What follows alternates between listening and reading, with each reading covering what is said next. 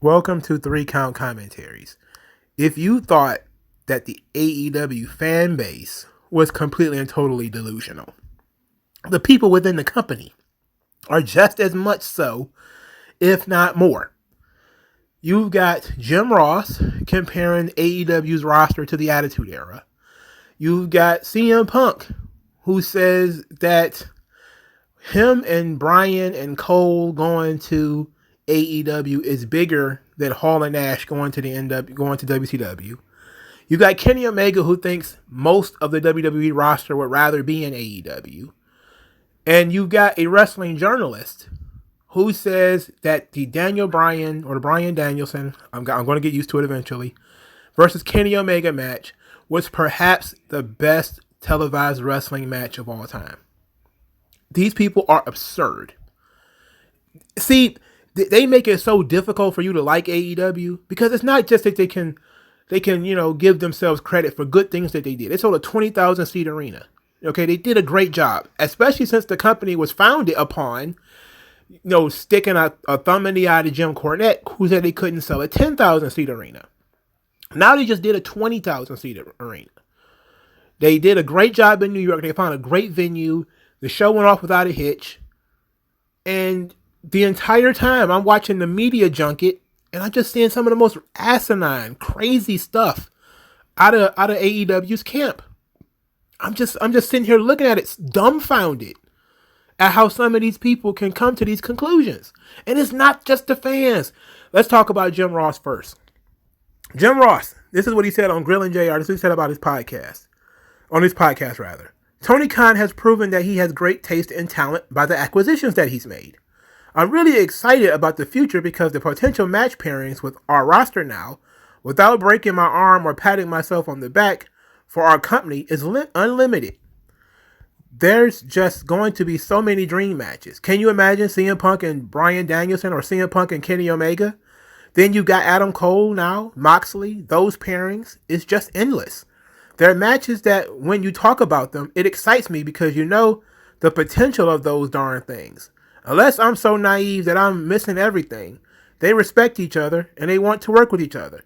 I'm really happy for our future and what we've got. It's fun stuff. I thought that the Attitude Era roster was about as good as any roster anybody could put together. I really do. But boy, we're coming into an age here now in AEW where our roster is going to rival any roster ever in televised pro wrestling. That's a lot to look forward to in that regard. He said,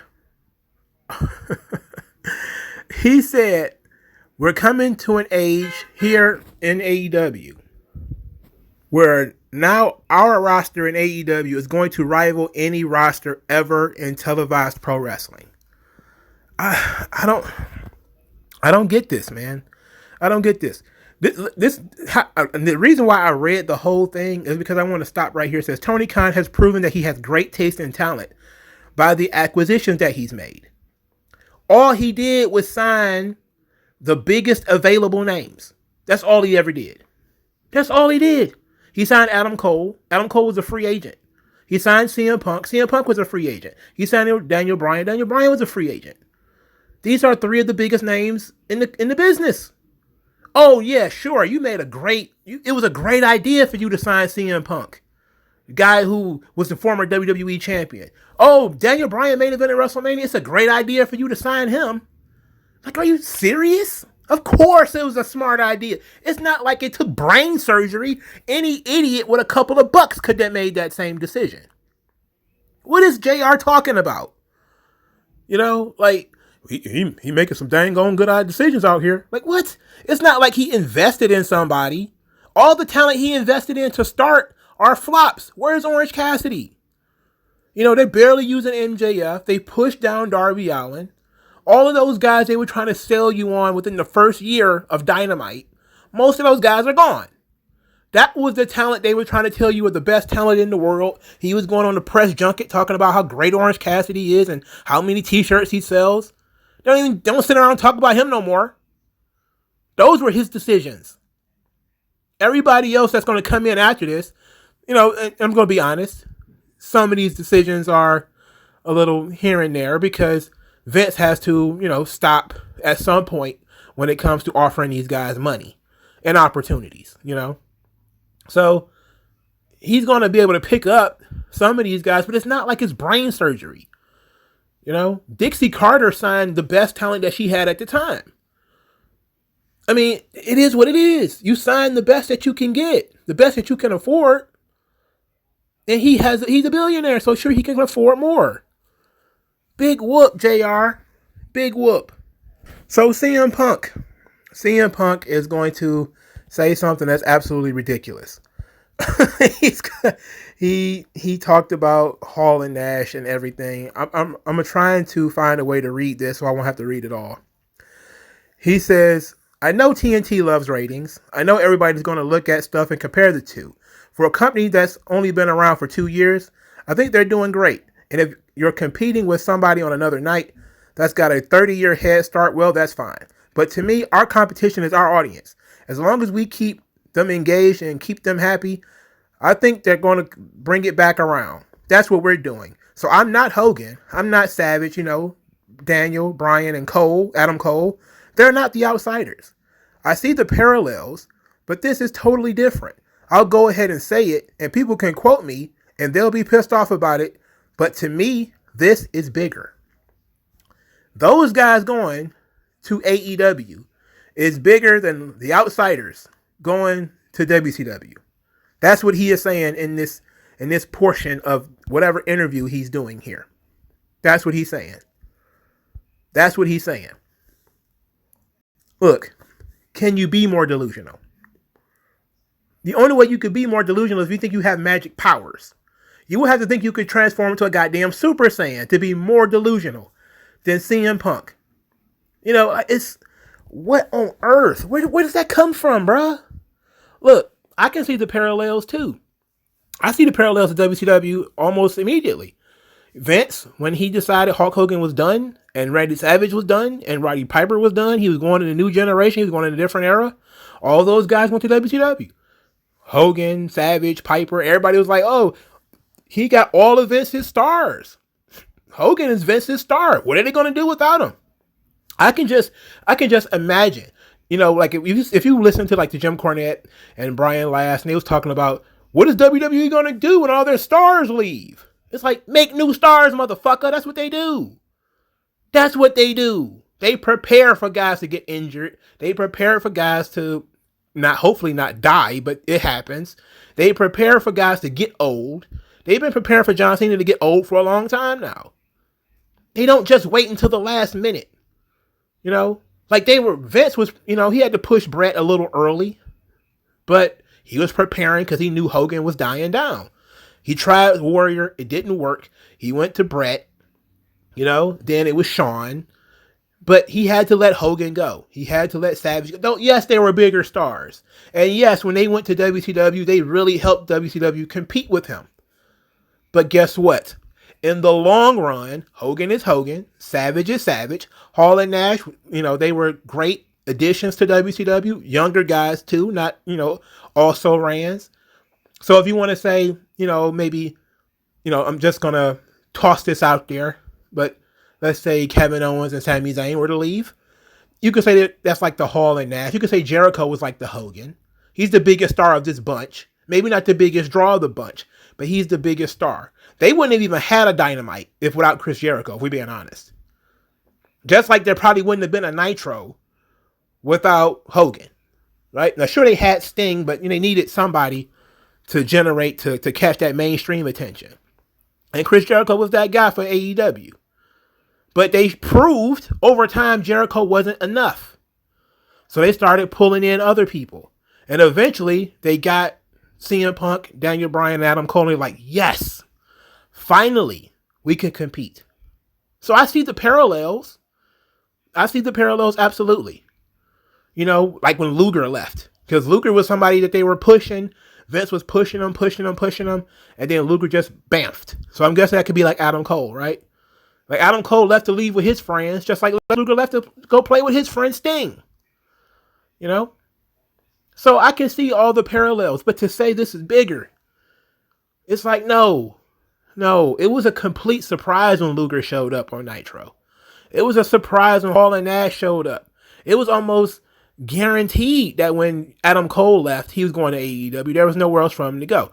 The same thing with Daniel Bryan. Like Bryan Danielson, once he realized that he wasn't going back to WWE, there's only one other option. Unless you think Bryan Danielson is going to go to wrestle in a warehouse in Nashville for Impact. I mean, I guess he could always go to Japan, but no, everybody knew he was going there. So, boy, I don't know, man. And to be quite honest, I think a lot of fans believe that stuff. That, man, this is like the new there's the new Outsiders, man. It's so much fun. In the Bullet Club, it's the new NWO. Like, if you mean that it's bloated and completely pointless at this point, then yeah, I agree. The Bullet Club is the new NWO. Kenny Omega, he says, there will definitely be a lot more of them coming over in the future. I feel that about 90% of the wrestlers in WWE will want to jump over to AEW. There's been quite a few already, so I'm not lacking in opponents. I don't exactly have anyone I have in mind, but if I must say I'd love to go against Roman Reigns, it would be a great opportunity to show who's the real world champion. Kenny Omega. How do you come to the number of 90%? I'm pretty sure there's a lot of dudes in catering that would want to jump ship.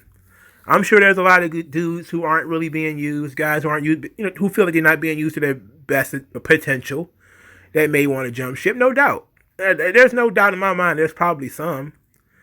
But I don't think it's more than 20%. And considering WWE has a massive roster, 20% would do them, of people who don't really want to be there, that would actually help them tremendously, especially on the bottom line. If they just got rid of people who didn't want to be there, they would probably breathe so much easier every Monday and Friday. Because there'd be fewer people hanging around catering, they could spend less on it. But Kenny Omega thinks everybody wants to work there. And it's not just him, it's so many other people. I've seen so many blue check marks, especially after Adam Cole and Bryan Danielson jumped, saying, AEW, they're not overspending on talent. They're luring talent over with better opportunities, creative freedom, work-life balance. Yeah, I'm sure work-life. They work one day a week, and they probably get paid a ton of money to do it. So yeah, I'm pretty sure it's okay. I mean, you can work in WWE and have to work house shows, which nobody wants to do. Even Jon Moxley, when he came over, he was like, house shows are stupid. House shows are dumb. Why are we working house shows? And now he doesn't have to do house shows. So guess what? I bet he loves it. He doesn't have to work house shows anymore. So guys who hate house shows, they probably love AEW. They only work one day a week, and they get paid a ton of money to do it. But that doesn't mean that everybody wants to jump ship, because everybody is smart enough to realize not just where their bread is buttered, like a Roman Reigns or a Randy Orton. I mean, come on. But in a situation where AEW is getting so top heavy that even some guys that were on the cusp 3 months ago, Hangman Page, for instance, I'm going to be concerned. There's going to be some churn eventually with AEW. There's only so long they're gonna be able to pacify guys by saying, "We got you, we got you, we got you. We're gonna bring you in at some point. You're gonna mix in at some point." There's only so long they're gonna be able to do that, because they are tied to their television, and if TV ratings start to slip, they're gonna be pushed to hot shot, because they got all the talent in the world, and they're looking to get more. So if the TV ratings start to slip, I do not believe at all that they will sacrifice ratings to push a wrestler who is not going to draw ratings. They will sacrifice that wrestler. And we see them doing it already.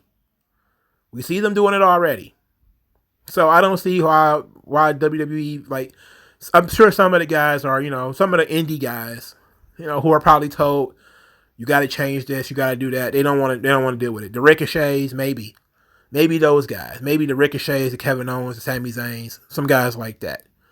But other people, man, they hungry. They know Roman ain't gonna be there forever. They know Randy Orton's on his last legs. He ain't gonna be there forever. John Cena and Brock Lesnar, they can come back every now and again, but they ain't gonna be there forever. Lashley is 45. He ain't gonna be there forever. WWE is primed to bring in newer talent and younger talent to replace all of the older guys that they have. They are ready for it. Meanwhile, AEW is bringing in a lot of older talent because they need it. So, I don't know. I don't think Kenny Omega is correct. I think he's delusional. But this is the most delusional thing I've read on the internet.com in a long time. Jonathan Snowden. He is an MMA and pro wrestling journalist. He wrote a book on Ken Shamrock that I actually think is very good. I haven't finished it yet, but it's written very well, and it's a very entertaining book. This is what he said about the Kenny Omega Bryan Danielson match. I've had the night to think about it. This match might have been the best big match epic in the history of wrestling on American television. I suppose there are some clash matches in the ballpark, but better? And he puts an emoji, a thinking emoji. Brother, this guy is, he's an older school wrestling fan. He's probably older than I am. He is very familiar with pro wrestling. You can like the Kenny Omega Bryan Danielson match. I loved it myself. I watched it twice. And I've rarely watched matches twice. I may watch a whole show like in the back twice, like let it run while I'm doing something else. But I rarely sit and watch and enjoy a match more than once. A television match, let's put it like that. This is absurd. To think that a match that just happened the day before is the greatest match on wrestling television ever. It's ridiculous. Look, I'm pretty sure everybody's thinking of matches. Like you're probably Googling and tweeting and you're thinking about all these matches that happened on TV. And I'm just saying, don't even do that. This is an impossible question to answer. Okay? Because it's all a matter of taste. Some people will have looked at, the Generation Me versus Motor City Machine Guns. And that's one of the best matches ever put on American television. Somebody may see Shawn Michaels and John Cena. They wrestled for an hour in a time when nobody even expected them to wrestle 30 minutes. Maybe the best match on television ever. 1, 2, 3 Kid versus Bret the Hitman Hart. Didn't go 30 minutes. One of the best Raw matches ever. Owen Hart versus the British Bulldog in Germany for the European title. Hogan versus Goldberg. We can sit here and talk about Jerry Lynn versus Rob Van Dam. They have a match on, I think, was it Hardcore TV or was it? I think all the matches were pay-per-view matches. Maybe I should take that back. But, I'm pretty sure Dean Malenko and Eddie Guerrero had some TV title matches that were on TV. The Rey Mysterio and Eddie Guerrero matches. Eddie Guerrero and Chris Jericho matches. And I don't, look, this might have had the best, this had like a great crowd. Okay, you can say as far as scale, as far as people who really, really were interested in this, maybe. And I'm not saying maybe he's right. I'm saying that makes it a different level than all the other televised matches. This had a main event of a pay-per-view feel. But this ain't the first time they've ever had a main event of the pay-per-view feel on television. All these people talk about numbers. The numbers don't lie.